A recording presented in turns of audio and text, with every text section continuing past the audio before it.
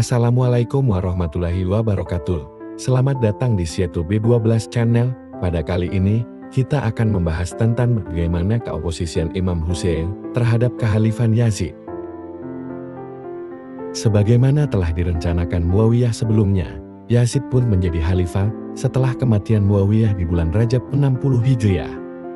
Sebelum berita ini menyebar di seluruh Madinah, Yazid melakukan upaya sendiri untuk mengamankan sumpah setia dari para kelompok penentang yang mungkin bisa membangkitkan sebuah pemberontakan melawan dirinya. Ketika menulis surat kepada Walid bin Utbah bin Abi Sufyan, gubernur Madinah, Yazid mendesak dia untuk mengamankan sumpah setia Abdullah bin Zubair dan Husain bin Ali. Marwan juga memerintahkan agar Walid memberangkatkan pasukan menuju mereka pada malam itu juga, dan jika mereka tidak taat, pasukan itu harus memenggal mereka semua saat itu juga. Hal ini berdasarkan pertimbangan bahwa malam tersebut nampaknya sebuah kesempatan yang cukup bagus untuk memberontak dan mengumpulkan orang-orang. Imam Husain yang diberi kabar mengenai kematian Muawiyah melalui kurir gubernur Madinah bergegas menuju istana disertai oleh sejumlah pengikutnya yang bersenjata untuk menjaga imam dari ancaman yang mungkin terjadi. Ketika diminta oleh Walid untuk bersumpah setia kepada Yazid, Imam Husain menyatakan bahwa seseorang seperti dia seharusnya tidak bersumpah secara pribadi, melainkan secara terbuka di sebuah masjid. Walid sepakat, namun Marwan melakukan sebuah upaya dengan penuh ancaman yang mendorong dia untuk menangkap Imam Husain. Imam Husain dengan gusar terhadap Marwan berkata kepada Walid, "Kami keluarga suci Nabi Muhammad adalah tambang misi Nabi, kekasih para malaikat, dan sumber mata air kasih sayang. Allah telah bersama-sama dengan kami dari awal, dan Dia akan mengakhirinya dengan kami juga.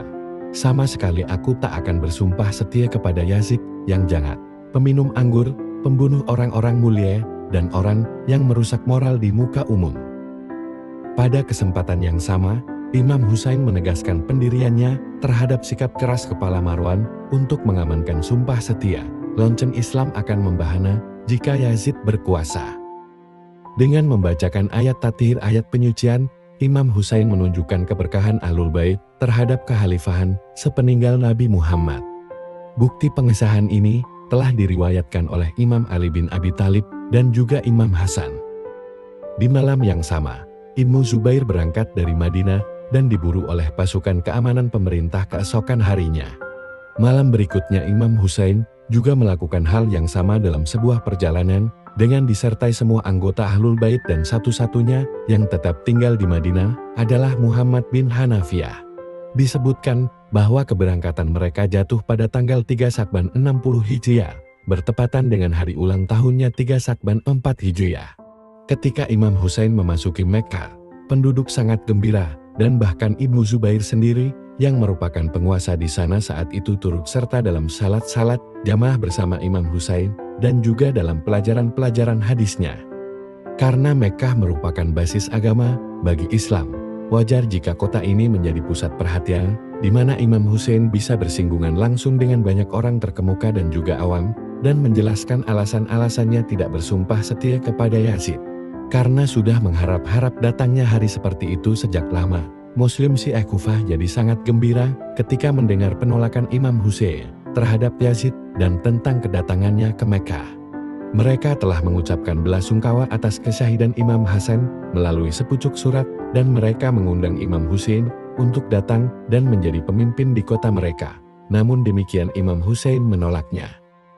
Dalam sebuah pertemuan, para pemimpin Syiah seperti Sulaiman bin Surat dan yang lain-lain berpidato dan mengajukan undangan kepada Imam Husain ke Irak.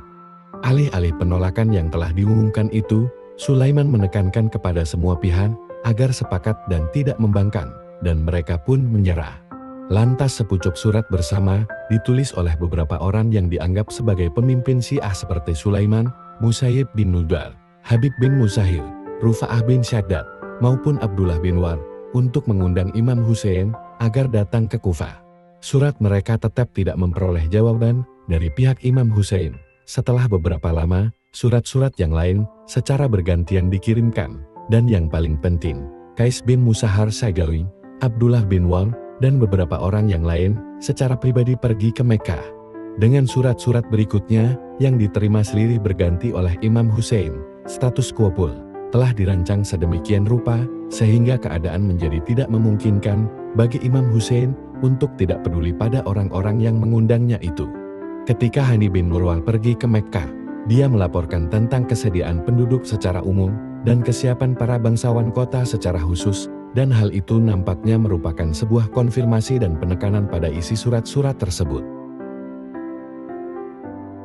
Mungkin cukup sekian ulasan sejarah Imam Hussein pada kali ini, dan tunggulah ulasan sejarah Imam Hussein pada kesempatan berikutnya.